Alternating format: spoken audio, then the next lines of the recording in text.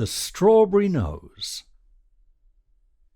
Once there was a married couple called Mr. and Mrs. Bunderby, and Mr. Bunderby was quite nice looking when they were first married, but after about 10 years he began to grow a strawberry nose.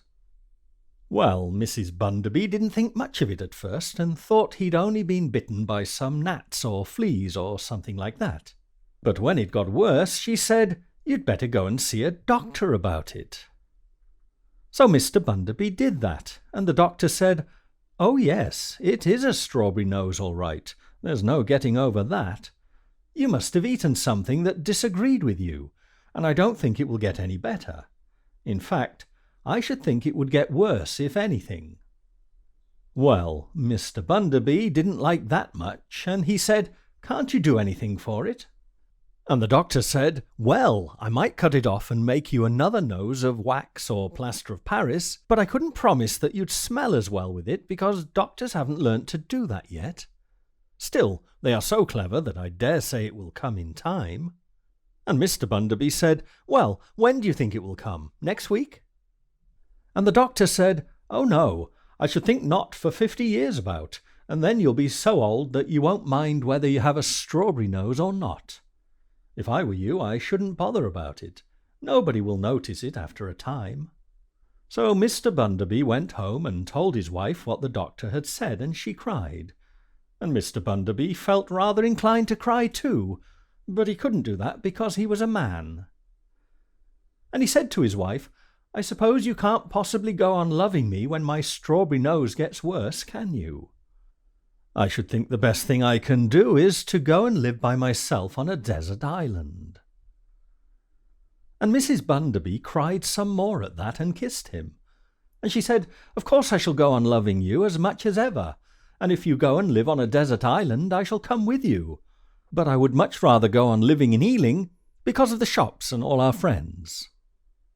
Well, then Mr. Bunderby didn't mind so much, and he said, "Oh well, we can try it for a bit anyhow, and I don't suppose anybody will be really rude about it because people are very kind-hearted in Ealing, and they wouldn't want to hurt our feelings." So they went on living at Ealing, but Mr. Bunderby's nose only grew worse, till at last he was quite ashamed to go out of doors because of rude boys calling out things after him. But none of his friends ever said anything to him about it, and Mrs. Bunderby was so sorry for him, because she knew how much he felt it, that he loved her more than ever, and was never cross to her, as he had been sometimes before, when he was worried about something in his business. So he was beginning to get used to it and not to mind so much. And then one day his youngest child said something to him about his strawberry nose when he was building a house of cards for her, and he was so upset by this that he walked straight out of the house and went to Switzerland. Well, the reason why he went to Switzerland was because he'd heard about a doctor there who knew more about strawberry noses than any other doctor and had cured some of them. So he went to him, and the doctor said, "Well, I wish you'd come to see me before, because strawberry noses are stubborn things, and if they get a thorough hold over you, you can't do much with them. But I'll do what I can for you, and if I cure you, I suppose you won't mind it going in the newspapers, so that I shall get more customers." And Mr. Bunderby said, "Oh no, anything to get cured." Well, the doctor did cure him, but it took a long time because it was a very stubborn case. And all the time Mr. Bunderby was in Switzerland, he didn't write to his wife once, but thought of his nose all the time. And she didn't know what had become of him, and was upset about it and cried. And the children cried too because they missed him, and none of them had really minded about his strawberry nose because they'd got quite used to it.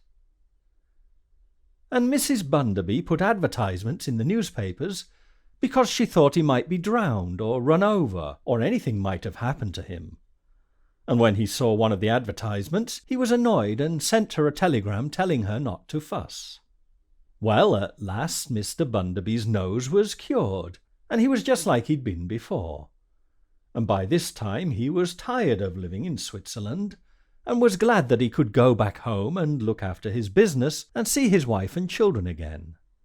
So he sent a telegram to say he was coming, but he didn't say anything about his nose being cured because he wanted that to be a surprise for them. Well, the first thing Mrs. Bunderby did when she saw him was to burst out crying. And Mr. Bunderby was irritated at that, and he said, "You're always crying. There was some reason for it when I had a strawberry nose, but now I'm cured, there's no sense in it." And Mrs. Bunderby said, "Well, I think you were much nicer when you had a strawberry nose. I didn't mind that at all, but I do mind it when you go away for 6 months and never write to me. Still, I'm glad your nose is cured, and I suppose you'd like to go up and see the children now." So they went up to see the children, but the youngest one didn't know him any more, because she'd got used to him with his strawberry nose, and she wouldn't even let him kiss her until Mrs. Bunderby said she was to. Well, the next morning there was a long piece in the newspapers about the doctor curing Mr. Bunderby's strawberry nose in Switzerland. And it had 2 photographs of him, one with a strawberry nose and one without, and it gave his name and address and said that anybody who didn't believe it could write and ask him. Well, Mr. Bunderby was perfectly furious about this, and what made it worse was that all his friends would keep on talking to him about his strawberry nose because they weren't afraid of hurting his feelings now he'd got rid of it. And presently he said, "Well, if you can't talk about anything but that, I shan't talk to you at all." And he was so cross that most of them didn't want to have anything more to do with him, and Mrs. Bunderby said if she'd known he was going to turn out like that, she wouldn't have married him. Well, that went on for a long time, and then one evening Mr. Bunderby ate something that disagreed with him, and the next day there was a strawberry mark on his nose. And soon after that it began to be covered with them. And then he was more furious than ever, and he said, "I do believe my strawberry nose is growing again." And Mrs. Bunderby clapped her hands and said, "I do believe it is, and this time I hope you won't have it cured." Well, that made Mr. Bunderby think, because he'd really been quite happy with a strawberry nose before, except for the rude boys. But since he'd been cured, he seemed to have been cross all the time. So this time he didn't go to Switzerland, and he wrote and told the doctor that he was to stop putting his photographs in the newspapers. And as his nose grew worse, all his friends at Ealing began to be nice to him again, because they were sorry for him, and his wife and children loved him more than ever. So presently he didn't mind a bit, and his nose didn't get so much worse this time, and he was quite happy. Now go and sign up for the Britlish Library at Britlish.com. There you can get far more out of this lesson, as well as hundreds of other British English lessons. Best of all, you can get a free pass to the Britlish Library today. What are you waiting for?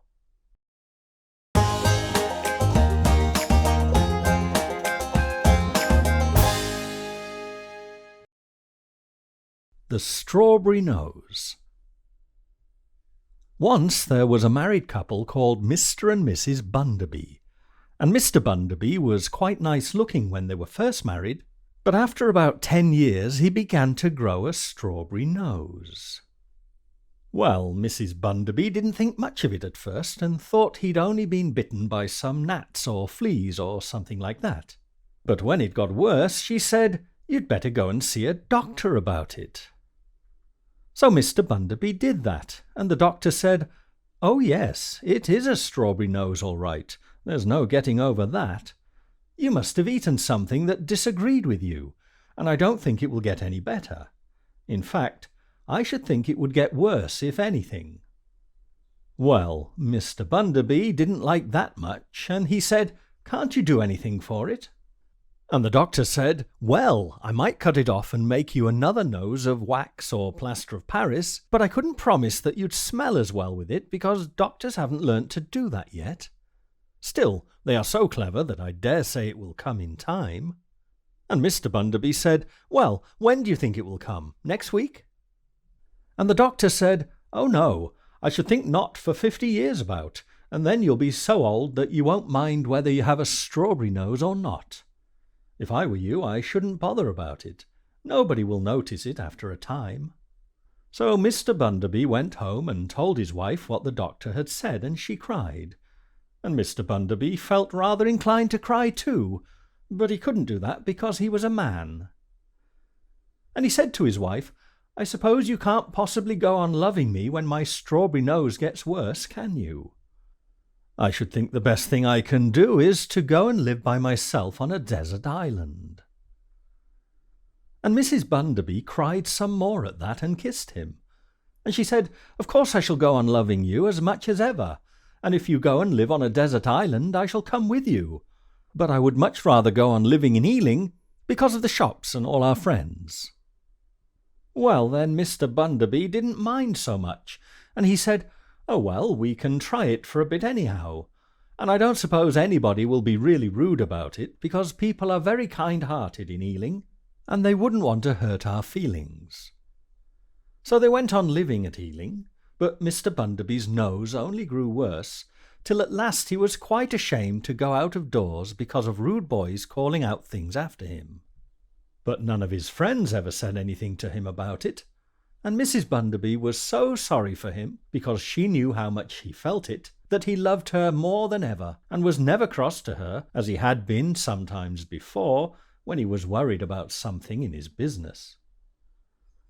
So he was beginning to get used to it and not to mind so much. And then one day his youngest child said something to him about his strawberry nose when he was building a house of cards for her, and he was so upset by this that he walked straight out of the house and went to Switzerland.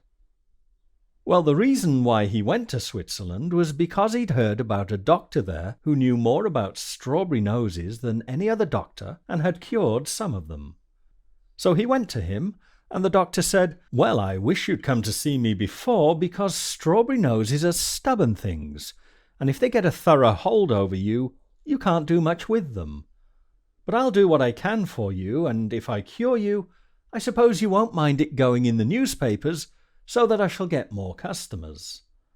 And Mr. Bunderby said, "Oh no, anything to get cured." Well, the doctor did cure him, but it took a long time because it was a very stubborn case. And all the time Mr. Bunderby was in Switzerland, he didn't write to his wife once, but thought of his nose all the time. And she didn't know what had become of him, and was upset about it and cried. And the children cried too, because they missed him, and none of them had really minded about his strawberry nose, because they'd got quite used to it.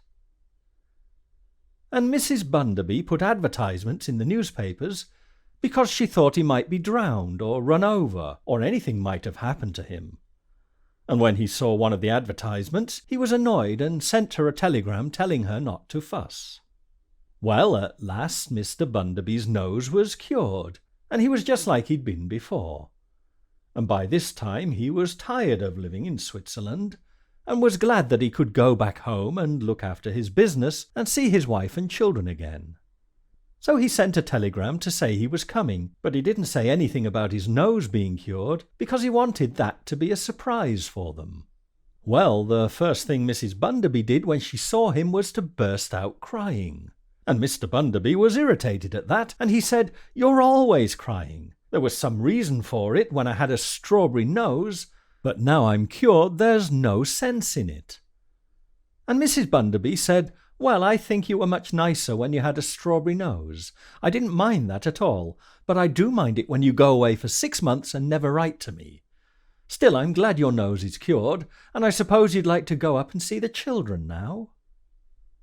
So they went up to see the children, but the youngest one didn't know him any more, because she'd got used to him with his strawberry nose, and she wouldn't even let him kiss her until Mrs. Bunderby said she was to. Well, the next morning there was a long piece in the newspapers about the doctor curing Mr. Bunderby's strawberry nose in Switzerland. And it had 2 photographs of him, one with a strawberry nose and one without, and it gave his name and address and said that anybody who didn't believe it could write and ask him. Well, Mr. Bunderby was perfectly furious about this, and what made it worse was that all his friends would keep on talking to him about his strawberry nose because they weren't afraid of hurting his feelings now he'd got rid of it. And presently he said, "Well, if you can't talk about anything but that, I shan't talk to you at all." And he was so cross that most of them didn't want to have anything more to do with him, and Mrs. Bunderby said if she'd known he was going to turn out like that, she wouldn't have married him.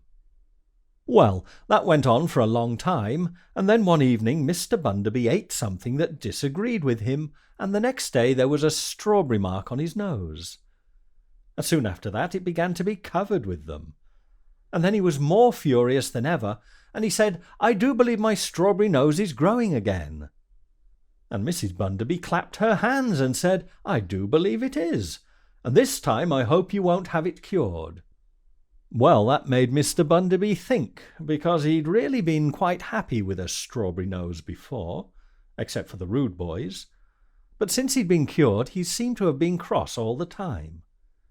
So this time he didn't go to Switzerland, and he wrote and told the doctor that he was to stop putting his photographs in the newspapers.